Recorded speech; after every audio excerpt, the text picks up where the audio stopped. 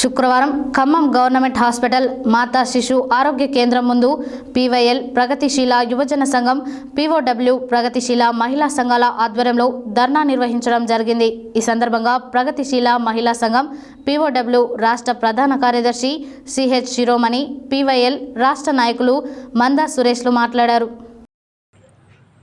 శుక్రవారం Khammam government hospital మాతా శిశు ఆరోగ్య కేంద్రం ముందు పీవైఎల్ ప్రగతిశీల యువజన సంఘం, పీఓడబ్ల్యూ ప్రగతిశీల మహిళా సంఘాల ఆధ్వర్యంలో ధర్నా నిర్వహించడం జరిగింది.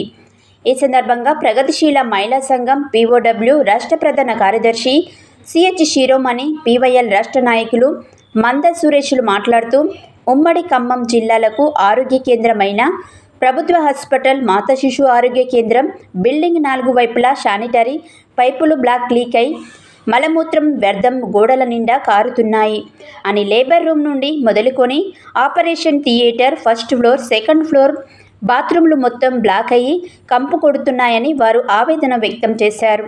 మలమూత్రాల వ్యర్థం వాసన తట్టుకోలేక మెయిన్ గేట్ మూత వేశారే తప్ప బాగు చేయాలనే ఆలోచన రాలేదన్నారు. ఓపీ డాక్టర్ రూమ్లు, పీడియాక్ట్ విభాగాలలో ఉండే హ్యాండ్ వాష్ సింకులు కూడా లీక్ అయ్యి చేతికి కట్టు వేసినట్లు బ్యాండేజ్ వేశారన్నారు.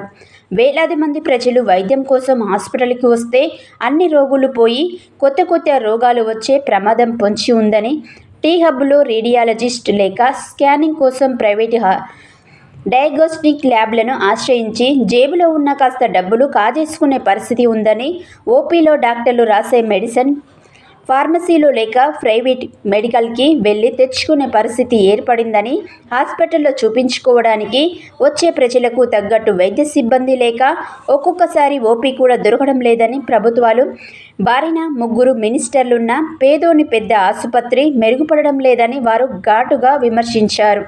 ఈ కార్యక్రమంలో ప్రగతిశీల మహిళా సంఘం జిల్లా ప్రధాన కార్యదర్శి ఆవుల మంగతాయి, పీఓడబ్ల్యూ ఖమ్మం జిల్లా ఉపాధ్యక్షులు ఝాన్సీ, జిల్లా సహాయ కార్యదర్శి శోభ, పీవైఎల్ జిల్లా సహాయ కార్యదర్శి భరత్, జిల్లా నాయకులు చందు, నగర కార్యదర్శి రవీందర్, అశోక్, జడమోహన్ రావు, వెంకటేశ్వర్లు, చందు, వనిత, సింధు, అంజలి, సత్తార్ తదితరులు పాల్గొన్నారు.